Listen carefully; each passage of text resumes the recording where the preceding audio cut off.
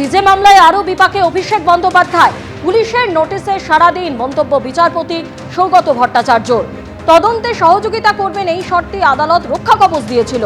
শর্তভঙ্গ করে থাকলে আবেদন দাখিল করুন, রাজ্যকে বার্তা হাইকোর্টে।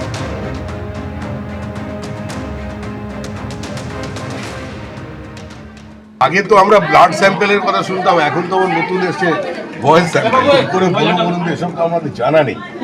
আগে তো একটা ছিল কাকুর গলা কি নিয়ে তো অনেকদিন আপনারা আলোচনা করলেন, আমাদের প্রশ্ন করলেন কাক কখন কোকিল হয়ে যাবে, কখন তোতা পাখি হয়ে যাবে, কি করে বলা যায়? তো আমরা জটিল বুঝতেই পারছি না। আজকে আমরা ন্যায় আদালত তারা যেরকম বলবে সেটাকে মেনে সেটাকে মান্যতা দেবেন এই আশাই আমরা রাখছি। কারণ এখানে কণ্ঠস্বর পরীক্ষা করার প্রয়োজন, একটা তদন্ত যেটা চলছে সেই তদন্তের অগ্রগতির জন্য। তো সেখানে কোর্টে উনি গেছিলেন, কোর্ট যদি এই কথা বলে থাকেন তার নিশ্চিতভাবে সেখানে গিয়ে কণ্ঠস্বর পরীক্ষা করার জন্য যা যা করা প্রয়োজন সেটা ব্যাপারে তার সহযোগিতা করা উচিত, এটাই আমরা মনে করি। ও যেটা বলে হ্যাঁ সহযোগিতা করা উচিত, কিন্তু ও তো বলে যে এটা অস্বীকার করেছে, এটাই আমার কণ্ঠস্বর। ও যে এরপরে আর কি নতুন করে নেবার কি প্রয়োজন আছে, যে আমি স্বীকার করছি ওটাই আমার কণ্ঠস্বর, তারপরে নতুন করে নেবার কি প্রয়োজন, এইটাই ওর বক্তব্য। আমি তো অস্বীকার করিনি, অস্বীকার করলে নেওয়ার প্রয়োজনটা থাকে। যখন আমি স্বীকারই করছি যে আমারই গলা ওটা, তারপরে নেওয়ার কি প্রয়োজন আছে। তৃণমূলের ব্যাংক অ্যাকাউন্ট নিয়ে তদন্তে এনফোর্সমেন্ট ডিরেক্টরেট। কলকাতার 4টি জায়গায় তল্লাশি ইডির।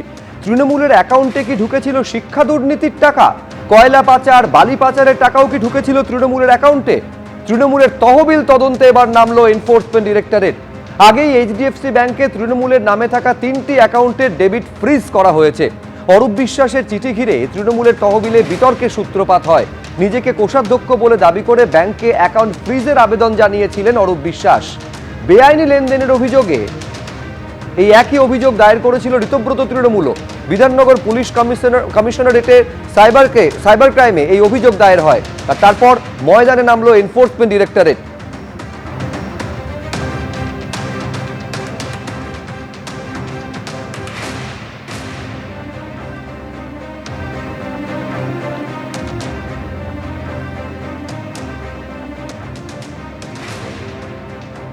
এই মুহূর্তে আমরা রয়েছি রাধাবাজার স্ট্রিটে এবং সেখানে ইডির তরফে যারা অফিসিয়ালস রয়েছেন তারা কিন্তু ইতিমধ্যে অভিযান চালানো শুরু করেছেন। রাধাবাজার স্ট্রিটের এই বহুতল আবাসন যা সেতিয়া হাউস নামে পরিচিত, সেখানকার 5th ফ্লোরে সেখানে একটি ট্যুরস অ্যান্ড ট্রাভেলস কোম্পানি যার নাম হচ্ছে Carewell Tours and Travels Private Limited, সেইখানে কিন্তু তদন্তকারীরা এখানে এসেছেন এবং সেইখানে এই মুহূর্তে কিন্তু তারা তদন্তের কাজ চালাচ্ছেন এবং তথ্য তল্লাশ করছেন। ইডি সূত্রে যেটা জানা যাচ্ছে যে টিএমসির ব্যাংক অ্যাকাউন্ট রিলেটেড এই মামলাতে তারা এই ট্যুরস অ্যান্ড ট্রাভেলসের কি ভূমিকা রয়েছে সেটা তারা খতিয়ে দেখার জন্য কিন্তু এখানে তারা তল্লাশি অভিযান চালাচ্ছেন। মূলত এই ট্যুরস অ্যান্ড ট্রাভেলসের মাধ্যমে তৃণমূলের নেতারা ভোটের আগে বা বিভিন্ন সময় তারা কিন্তু বেশ কিছু জায়গাতে বুকিং করতেন এবং এই ট্রাভেলস কোম্পানির মাধ্যমে কিন্তু চপারও বুকিং হতো। ফলত ইতিমধ্যে এই অ্যাকাউন্ট সংক্রান্ত বিষয় তদন্ত শুরু করেছে ইডি, তারা এসআইআর দাখিলও করেছে। ফলত এই ট্রাভেলস কোম্পানির কি ভূমিকা ছিল, এই ট্রাভেলস কোম্পানির মারফত কোথায় কার নামে কি বুকিং হতো এবং ভিসাও করানো হতো বলে জানা যাচ্ছে এই কোম্পানির থ্রু দিয়ে। ফলত সব মিলিয়ে এই ট্যুরস অ্যান্ড ট্রাভেলসের ভূমিকা কি ছিল পুরো বিষয়টি খতিয়ে দেখছেন ইডির আধিকারিকেরা। ক্যামেরা অতনু কুণ্ডুর সঙ্গে সুকান্ত মুখোপাধ্যায়, এবিপি আনন্দ।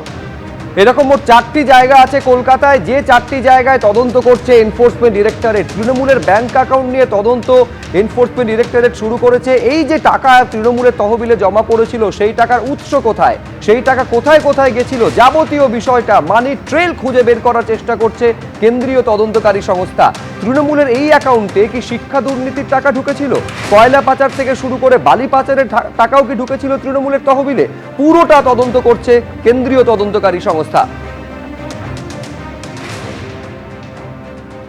আমাদের তৃণমূল কংগ্রেসের অ্যাকাউন্টে যতগুলো অ্যাকাউন্ট আছে, 11টা বা তারও অধিক অ্যাকাউন্ট হতে পারে, সে অ্যাকাউন্টে যে পরিমাণ টাকা আছে, কত টাকা আছে, টাকার সোর্স অফ ফান্ডের উৎস কী এবং কোথায় কিভাবে খরচ হয়েছে, আমরা বিধাননগর সাইবার ক্রাইম থানায় গিয়ে লিখিতভাবে আমরা জানতে চেয়েছি। তার কারণ হচ্ছে স্বচ্ছতা বজায় রাখা আমাদের প্রয়োজন আছে।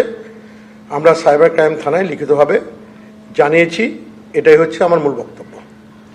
এবং এর পরিপ্রেক্ষিতে যদি ইডি সাইবার ক্রাইম আমরা ইডির কাছে কোনো রকম আমরা অ্যাপ্লিকেশন করিনি। এবার সাইবার ক্রাইম থানা এর সোর্স কি, উৎস কি, কোথা থেকে এসছে, এবার কেন ইডি এসছে, কিভাবে ইনকোয়ারি করছে, কোথায় তদন্ত করছে তারা বলতে পারবেন না, আমাদের এটা জানা নেই। আমরা আমাদের সাইবার ক্রাইম থানায় আমাদের বক্তব্য আমরা রেখেছি। আপনি প্রথম এটা নিয়ে ব্যাংককে জানিয়েছিলেন এটা ফ্রিজ করার জন্য, এরপর বিধাননগর সাইবার পিএস এবং তারপর এনফোর্সমেন্ট ডিরেক্টরেট টাকার উৎস নিয়ে প্রশ্ন উঠছে। আমি এই বিষয়ে কিছু জানি না, আমি তো জানেন এখানেই ছিলাম, বিধাননগরই ছিলাম, আমি না জেনে কোনো মন্তব্য করব না। তাতে একাধিক তল্লাশিও করা হচ্ছে, আমি না জেনে কি করে বলবো? তুমি বলছি, তো আপনি জেনে, চিঠি দিয়েছিলেন। আমি 10টা তো ঢুকেছি তোমাদের সামনেই, এখন বেরোলাম। হ্যাঁ বল। এই ফান্ডের ক্ষেত্রে বলা হচ্ছে একাধিক যে নেতা তারা বিভিন্ন জায়গায় ট্রাভেল করতো, সেখানে হোটেল বুকিং, রাইডের টিকিট বুকিং সমস্ত কিছু করা হচ্ছে। সেটা আমি কি করে বলবো? না দেখে না জেনে কিছু মন্তব্য করবো না। আপনিও তো একটা পদেও ছিলেন, দেখতেন, তাহলে আপনি এটুকু শুধু বলুন যে কি কারণে আপনি ব্যাংককে জানালেন। আমি এইটা বিষয়ে পরে মন্তব্য করব। এবিপি আনন্দ, এগিয়ে থাকে, এগিয়ে রাখে।